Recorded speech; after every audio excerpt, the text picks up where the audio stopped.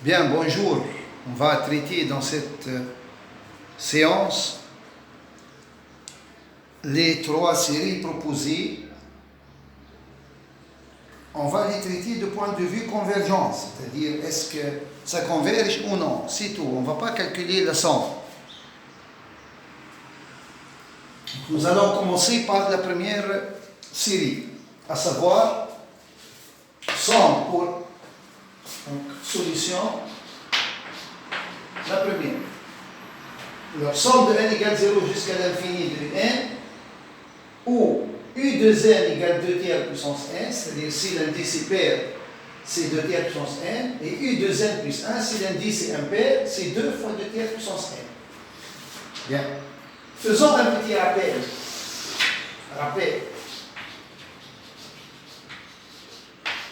Pour les critères de convergence ou les tests de convergence, il y a pratiquement, il y a beaucoup, mais les plus célèbres, c'est Alembert, Cauchy, les théorèmes de comparaison, et surtout, n'oublions pas les comparaisons avec les séries 1 sur n puissance alpha.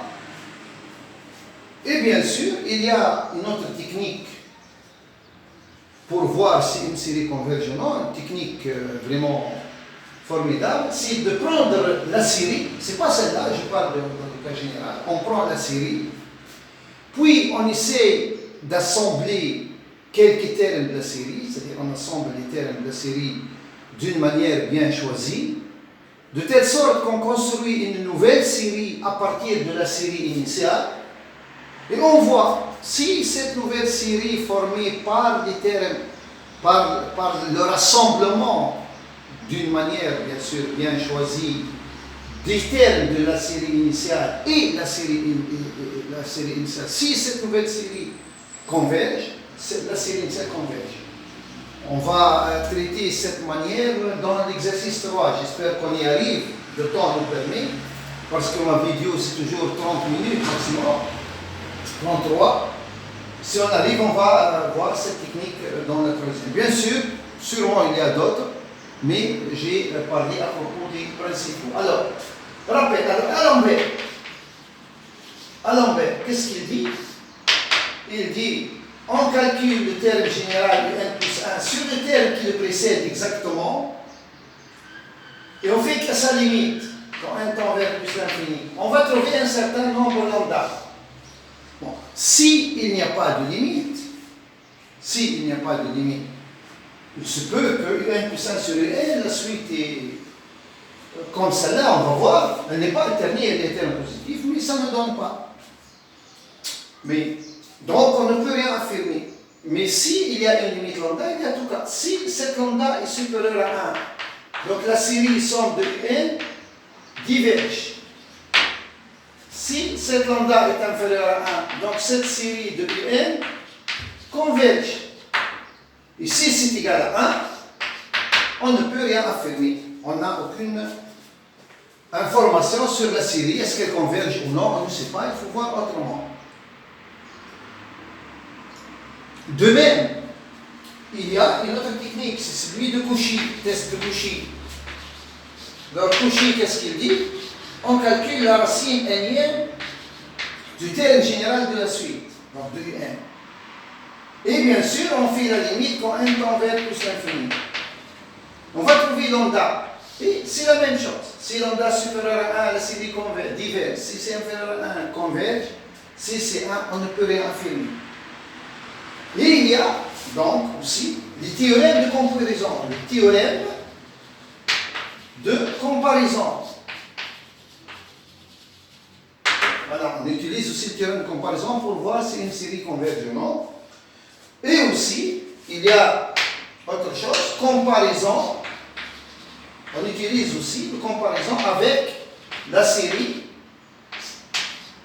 de terme général n1 sur n puissance alpha. Donc on prend la série 1 sur n puissance alpha. Et on peut aussi, si c'est possible, comparer notre série, terme général de notre série, avec le terme général de série 1 sur n puissance alpha, à savoir 1 sur n puissance alpha. Alors ici, il y a deux cas. Cette série-là, si alpha est supérieur à la série UN converge, si alpha supérieur à 1, la série UN converge.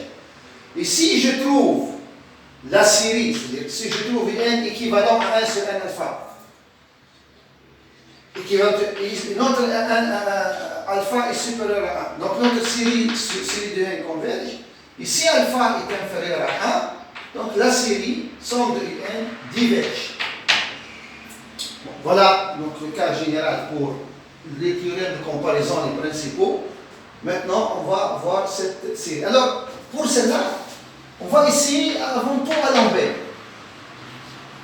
Essayons à l'envers. Alors, on voit que la série prend deux termes possibles. Donc, si on va calculer UN plus 1 sur UN, il y a deux possibilités en réalité. Parce que selon qu'on divise le pair sur le impair, je vais dire le terme d'indice pair sur le terme d'indice impair ou l'inverse. Donc on va diviser, par exemple, prenons n plus 1 sur n, on va diviser. On va prendre n égale 2n plus 1 et l'autre 2n. Donc on va prendre cette première possibilité, c'est-à-dire je vais faire u de n plus 1 sur u de n. U de n plus 1 sur u de n, ça c'est égal à ceci sur ceci. C'est-à-dire 2 fois 2 tiers puissance n sur 2 tiers puissance n. Et en simplifiant, je vais trouver 2. Bon, faites attention, il ne faut pas dire que puisque 2 est supérieur à 1, donc la série diverge. On ne peut rien affirmer parce qu'on a un autre cas. Il faut voir avant tout, est-ce que le critère donne ou non. On ne sait pas si le critère donne un résultat ou non. Ici, c'est 2. Il se peut que notre limite maintenant, au lieu de diviser le impair sur le pair, c'est-à-dire l'indice, le terme d'indice impair sur le pair, je vais faire l'autre autrement. Maintenant, je vais faire u de n plus 2 sur u de n plus 1. Et ça donne u de n plus 2, c'est 2 tiers puissance n plus 1, n plus 1, sur 2 fois 2 tiers puissance n. Bon, en simplifiant, on trouve n demi. Donc je vais trouver ici 2 tiers et 2 tiers simplifiés, ça reste juste 2 tiers en eau. 2 tiers sur 2, c'est-à-dire fois 1 demi. Donc, c'est 1 tiers.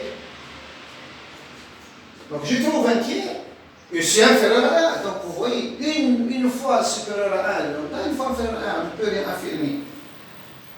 Autrement dit, la suite n plus 1 sur un ne converge pas. Parce qu'une fois c'est 2, une fois 1 tiers. Lorsqu'elle ne converge pas, faites attention à l'envers, ne dit rien. À l'envers dit, si elle converge, et on est devant l'une de ces trois situations, voilà le résultat. Une fois elle diverge, une fois la série converge, une fois la série diverge, une fois on ne peut rien affirmer. Mais lorsque la série diverge, on n'a rien. Autrement dit, comme si on a une proposition P qui implique Q. Et c'est tout. Non P, ça dépend. Elle n'implique pas non plus. Donc ici, Alembert est faible. Alembert est faible. C'est-à-dire qu'il ne donne rien. Rien à affirmer. On n'affirme rien. Rien à affirmer. Rien à affirmer ou à confirmer. Rien à confirmer, non. On ne confirme rien. Donc on va faire ce cours à M. Cauchy, c'est-à-dire le critère de Cauchy. On va voir ce que ça donne ou non. Alors, le critère de Cauchy, on va calculer la racine n de un. Bon, toujours, il y a deux possibilités, car ça dépend de un. Est-ce que le un de terme d'indice pair ou impair? Donc, il y a deux possibilités. Donc, c'est le racine. Maintenant, si n est impair, c'est-à-dire 2n, c'est-à-dire normalement, j'écris une racine mième de n, donc m égale 2n. Bon, c'est pas grave, c'est problème d'écriture. Donc, lorsqu'n égale 2n, j'ai u 2n ici. Or, u 2n, c'est 2 tiers puissance n. 2 tiers puissance n. Bon, ça, bien sûr, 2 tiers puissance n sur n demi. N, ici, puissance n, 1 sur 2n. C'est ça que ça veut dire racine 2n. Bon, donc, c'est 2 tiers puissance n fois n sur 2n, donc n sur 2n. Donc, 2 tiers puissance n simplifie puissance n demi, donc racine de 2 tiers. Donc, on voit que cette racine n, il tend, quand n tend vers la racine de 2 tiers. Déjà, il est égal à 2 tiers, donc il tend vers la racine de 2 tiers, qui est inférieure à 1. Mais on ne peut rien encore affirmer à propos de convergence, parce que malgré que ça c'est inférieur à 1, on ne peut pas dire que la série converge, parce que le terme racine n de n, il a une autre possibilité d'écriture, de calcul. On va le voir. Maintenant, si je prends ce terme, si par hasard le n c'est ça, c'est celle-là, je vais trouver la racine de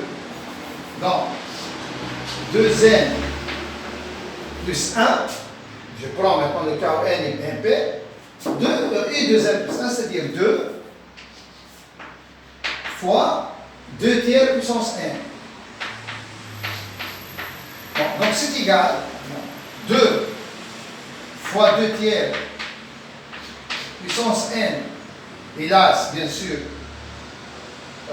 c'est tout, 2 tiers puissance n, c'est tout, donc 2 fois 2 tiers puissance n, puissance 1 sur 2n plus 1. Donc je vais trouver 2 puissance 1 sur 2n plus 1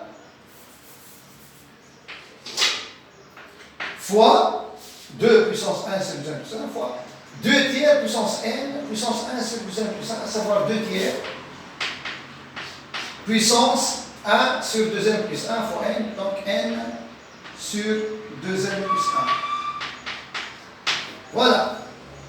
Et maintenant, cette limite, quand n tend vers plus l'infini, 2n plus 1 tend vers plus l'infini, 1 sur 2n plus 1 tend vers 0, et donc 2 puissance tout ça, ça va tendre vers 2 puissance 0, il va tendre donc vers 1. Et celui-là, quand n tend vers plus l'infini, n sur 2n plus 1 se comporte comme une fraction rationnelle, si on remplace n par x par exemple, et quand x tend vers plus l'infini, x sur 2x plus 1, elle va tendre vers n x sur 2x, le théorème sur les fractions rationnelles. Donc ça va tendre vers n demi, ça, parce que le coefficient de 1 ici, n c'est 1, n demi. Donc ça tend vers demi, n demi. Donc tout ça, ça va tendre vers 2 tiers puissance n demi, à savoir racine de 2 tiers. Et 1 fois 2 tiers, c'est bien sûr racine de 2 tiers. Donc c'est égal à racine de 2 tiers. Alors qu'est-ce qu'on remarque maintenant? Le racine n de n, quel que soit n, que ce soit pair ou impair, il tend vers racine de 2 tiers qui est bien sûr inférieur à 1. Dans le cas, c'est la même limite. Et cette limite, c'est racine de 2 tiers qui est inférieure à 1. D'après maintenant ce théorème, comme c'est inférieur à 1, elle converge. Donc je vais affirmer maintenant que la série somme de n converge. Donc on voit que Alembert est faible, il ne donne pas, alors que Cauchy, ça donne. Voilà une première série qui peut, bon, bien sûr, qui peut nous mettre dans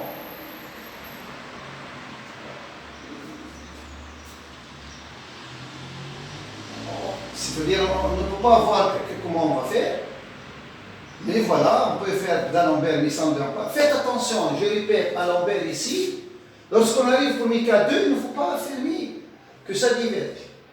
Il faut continuer, voir le n plus 1 sur n lorsqu'on inverse la parité des indices. Et après, on affirme, mais bon, on voit que ce n'est pas la même limite, donc on ne peut rien affirmer, ce n'est pas la même limite. C'est-à-dire, ça ne veut pas dire que la série diverge. Parce que Alembert dit, si j'ai une limite égale lambda, sous ces conditions, je confirme. Qu'est-ce qu'on a? Mais lorsqu'il y a n plus 1 sur n diverge, c'est-à-dire plutôt lorsqu'un plus 1 sur n n'a pas de limite, donc diverge, on dit, ou n'a pas de limite, on ne peut rien affirmer. Et Cauchy, voilà, il donne le résultat. Donc on voit que parfois, Alembert ne donne pas, Cauchy donne. Et parfois, Cauchy ne donne pas, Alembert donne, et parfois, bien sûr, dans beaucoup de cas, les deux donnent le même résultat. Voici donc cette première série.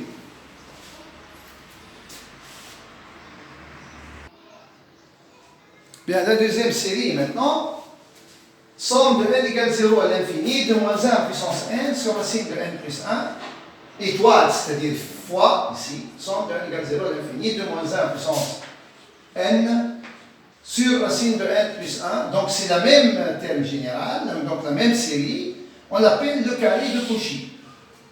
Bon, c'est quoi, pour comprendre, c'est quoi le carré de Cauchy? C'est quoi le produit de Cauchy? Le produit de Cauchy. Rapidement, lorsqu'on a une série sans, bon, pour ne pas entrer dans les détails, on va supposer que on a deux séries commençant à partir de n égale 0 jusqu'à l'infini, bien sûr, n antinaturel. Alors, 100 pour n supérieur ou égal à 0, de n fois, au général, une étoile, 100 pour n supérieur ou égal à 0, de Vn. Ça, c'est le produit de Cauchy de deux séries. Il est défini comme ça, c'est 100 pour n supérieur ou égal à 0, de Wn, ou, c'est quoi le terme Wn? Wn, c'est U0 Vn plus U1 Vn moins 1 plus Un moins 1 V1 plus Un V0. Autrement dit, c'est la somme sur I et J de UI Vj avec I plus J égale à 1. C'est-à-dire, je fais le produit de telle sorte que chaque fois que je prends l'indice I et J, leur somme égale à 1. Voilà, c'est pour cela que j'écris U0, Vn, I égale 0, J égale N. Comme ça, la somme égale N. Puis U1, je fais la somme. N moins 1, voilà la somme, c'est N aussi, et ainsi de suite. Donc, si on prend notre série carré de Cauchy, on l'a appelé carré parce que c'est la même série, comme si on va élever la série au carré. Donc celle-là, donc on va l'appeler S pour ne pas l'écrire beaucoup de fois. Donc on a S égale 100 pour n supérieur ou égal à 0. De quoi? De Wn, où Wn, comme on vient de dire, c'est égal à quoi d'après ça? À U0 Vn plus U1 Vn moins 1, c'est suite. Comme v, ici, Un égale Vn dans notre cas d'exercice, ça c'est Un. Et ça, c'est Vn, c'est égal à Un. Donc, ça va être égal à U0, Un, plus U1, Un moins 1, etc. plus Un moins 1, U1, plus Un, U0. C'est la même U, parce que c'est UU, c'est pas UV. Bien, alors U0, pour n égale 0, je vais trouver moins 1 puissance 0 sur racine de 1 fois Un, donc moins 1 puissance n sur racine de n plus 1. On voit aussi ici que la somme est toujours n plus 2. Pourquoi? Parce que J, I plus 1, J plus 1. Et comme I plus J égale N, comme I plus J égale N, donc I plus 1 et J plus 1, ça donne toujours 2N. N plutôt, I plus J c'est N plus 2. Voilà, N plus 2. Après, moins 1 puissance 1 sur racine de 2, car J racine de N plus 1, N égale 1, donc racine de 2. Racine de N, voilà, on fait la somme, on trouve 2. Etc., etc. Bon, ça, et puis je vais terminer par le dernier. Moins 1 puissance n sur racine de n, sur racine de n plus 1, fois 1 sur racine de 1, moins 1 puissance 1, puissance 0. Donc on voit que on peut l'écrire moins 1 puissance, donc n, toujours, il y a moins 1 puissance 0 fois moins 1 puissance n, moins 1 puissance 1, ici, bien sûr, il y a moins 1 puissance 1, celle-là, moins 1 puissance 1 sur racine de 2. Et puis, bien sûr, dans le Wn, je parle là, dans le Wn, il y a donc depuis 1, il y a le n moins 1 qui est égal à moins 1 puissance n.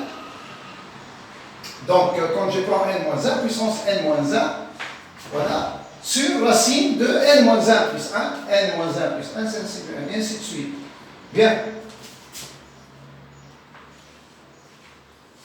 Donc, c'est moins 1 puissance n partout, moins 1 puissance 0 fois moins 1 puissance n, c'est moins 1 puissance n, moins 1 puissance 1 fois moins 1 puissance n moins 1, c'est moins 1 puissance n, et ainsi de suite. Donc, c'est moins 1 puissance n, facteur 2, 1 sur racine de 1 fois racine de n plus 1, plus 1 sur racine de 2 fois racine de n, ça, plus, etc., 1 sur racine de n plus 1 fois racine de 1. Bien. Alors, si j'appelle chacun de ces termes-là, je vais l'appeler Kn, par exemple. Après Kn moins 1, etc. Bon, ces termes-là, chacun de ces termes-ci, il est le dénominateur. Chacun est inférieur à racine de n plus 1 fois racine de n plus 1. Donc, on voit que chacun de ces termes, donc, chacun est inférieur ou égal à racine de n plus 1 fois racine de n plus 1, à savoir n plus 1. C'est clair. Ici, par exemple, racine de 1 est inférieure à racine de n plus 1. Et là, racine de n plus 1 est inférieure à racine de n plus 1. Comme les termes positifs, donc le produit est inférieur à ce produit. Ici, racine de 2 est inférieure à racine de n plus 1. La racine de n est inférieure à racine de n plus 1. Donc le produit est inférieur à racine de n plus 1 fois racine de n plus 1, c'est-à-dire n plus 1. Et ainsi de suite. Donc on voit que chaque terme ici, donc chaque terme là, dans ces termes-là, est inférieur ou égal à n plus 1. Racine de n plus 1 fois n plus 1. Ce qui implique que 1 sur n'importe quel terme ici qu'on voit, va être supérieur ou égal à 1 sur n plus 1. Comme chacun, le dénominateur est inférieur à 1 plus 1, l'inverse est supérieur à... Combien on a de termes maintenant? Regardez.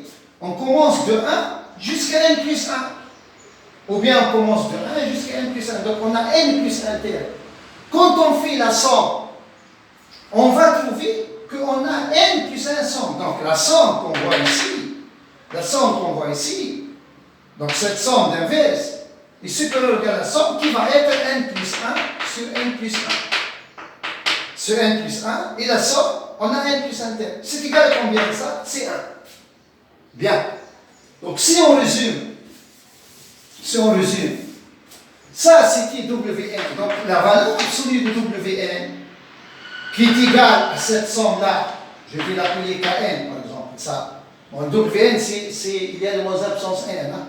La valeur absolue, c'est Kn, parce que cette valeur absolue-là, il va donner 1.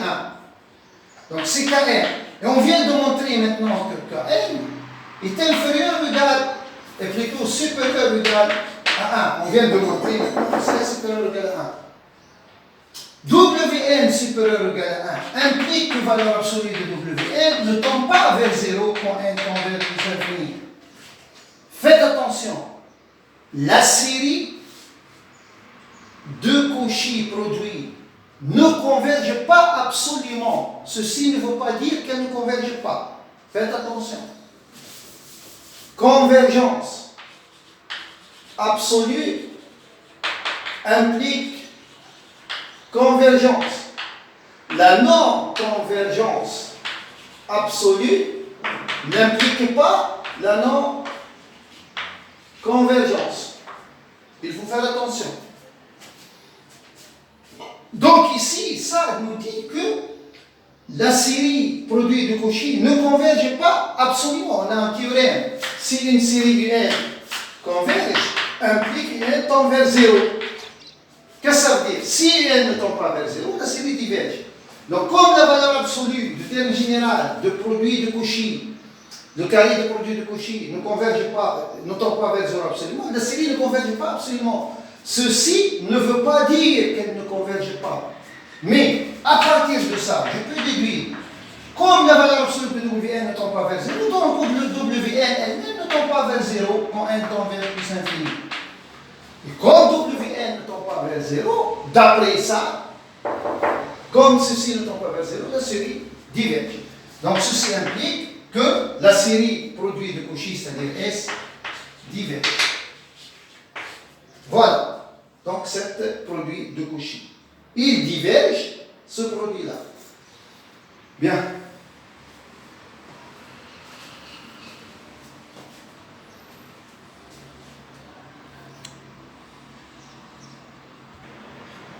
Bien, alors on va faire une petite remarque, j'ai écrit pour gagner un peu de temps. Alors on a vu, regardons la somme de n égale 0 jusqu'à l'infini de cette série. Comme ça, sans valeur absolue. C'est-à-dire la série que nous venons de traiter, moins 1 puissance n sur la série de n plus 1. J'ai pris seulement la série. Ce n'est pas 100 carré de Cauchy. Bon. Regardons cette série-là. Elle est alternée, cette série. Moins 1 puissance n sur la série de n plus 1. Elle est alternée. Et en valeur absolue, elle va 1 sur racine de n plus 1. Et cette suite, ce terme général, il tend vers 0 en décroissant. Et on a un théorème, c'est celui de Leibniz. Il dit, si on a une série de termes généraux alternés, si son terme général en valeur absolue décroît et tend vers 0, alors la série s'en devient converge. Donc cette série-là, elle converge d'après Leibniz. Et pourtant, son carré de Cauchy, on vient de voir qu'elle diverge. Donc on peut, si vous voulez donner un petit résultat et faire attention, si la série de n converge, ceci n'implique pas que son de n étoile son de n, c'est-à-dire son carré, converge. Autrement dit, en général, si on a deux séries qui convergent, leur produit de Cauchy n'est pas nécessairement convergent. Ça peut converger, la série de la produit de Cauchy. Mais il faut l'étudier à part. Il ne faut pas avoir série de n converge, série de n converge, et on affirme série de Cauchy, produit de Cauchy converge. C'est pas vrai. Il faut étudier la série de Cauchy à part, c'est-à-dire. Donc, si on a deux séries qui convergent, ceci n'implique pas que son série de Cauchy converge. Il faut étudier la série de Cauchy à part. Voilà pour cette série. Bien, on va traiter rapidement la troisième série. Donc, la troisième série, la voici. Alors, on voit maintenant que cette somme de n égale 0 à l'infini de n, et on avait pris le cas où n est multiple de 3, sinon multiple de 3 plus 1, sinon multiple de 3 et on ajoute 1, sinon multiple de 3 et on ajoute 2. Et si on fait multiple de 3 et on ajoute 3, on va revenir à la troisième. Donc on voit comme si on a reparti, balayé, si vous voulez, tous les entiers naturels. Parce que c'est quoi un entier naturel quand on prend un entier naturel n? Alors on regarde, c'est les multiples de p, sinon multiple de p plus 1, sinon multiple de p plus 2, jusqu'à multiple de p plus p moins 1, et après qu'on ajoute encore 1, on va revenir ici, multiple de p, k plus p, qui est k fois p plus 1, qui est la même chose comme pk. Bon, c'est un problème d'arithmétique. Voilà, donc maintenant, voilà qu'est-ce qu'on va faire. On a un théorème qui dit, quand on a une série somme de Vn, si je forme une série Vn formée par le rassemblement de quelques Un, de quelques Un. Par exemple, je prends Vn égale U2n égale Un plus Un plus 1. Par exemple, moins Un moins 2. Par exemple, et je rassemble, je forme Vn de cette forme-là. Donc, si je construis une nouvelle série Vn, alors, dans ce cas, somme de Vn converge implique la série Vn converge. Et mieux encore, ils ont la même limite. Ils ont la même somme. Bon, voilà, ça c'est grosso modo, vous trouvez ça dans les cours. Donc, cette série maintenant, quand on voit Vn, vraiment, on ne va pas affirmer est-ce qu'elle converge ou non. C'est très difficile, elle est formée par 3 cas. Et même chacune d'elles est équivalente à quelque chose 1 sur 4n, par exemple. Celle-là, 1 sur 4n, celle-là, 1 sur 2n, qui sont des séries qui divergent, puisque alpha égale 1.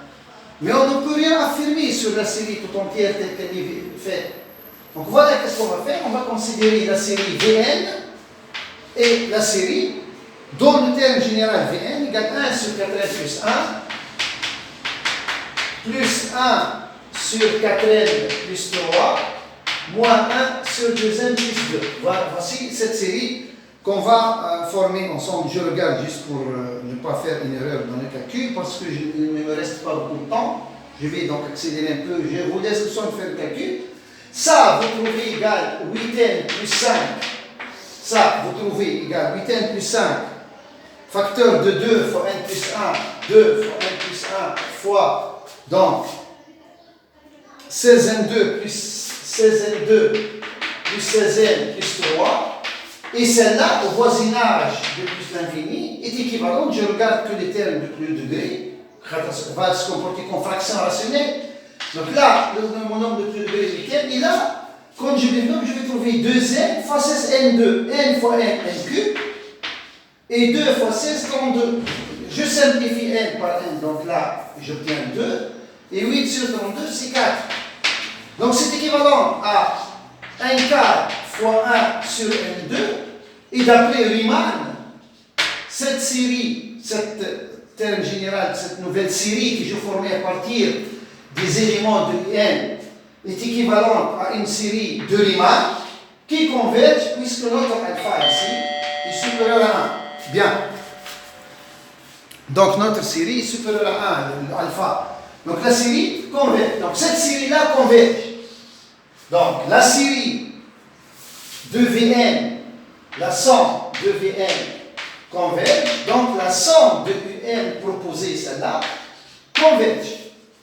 D'après, comme j'ai dit, le théorème que nous avons dit, puisqu'on a rassemblé des éléments de N, on a formé à partir de ce rassemblement le Vn. Et lorsque, à partir des termes de Un, on fait une nouvelle série dont le terme général est un rassemblement bien choisi des éléments ou bien des termes généraux de N, et qu'on trouve cette nouvelle série converge, la série initiale converge, et mieux encore, ils ont la même limite. Ils ont le même sens. Voilà donc la série N proposée en résolution convergente. Je vais consacrer une vidéo pour cette série.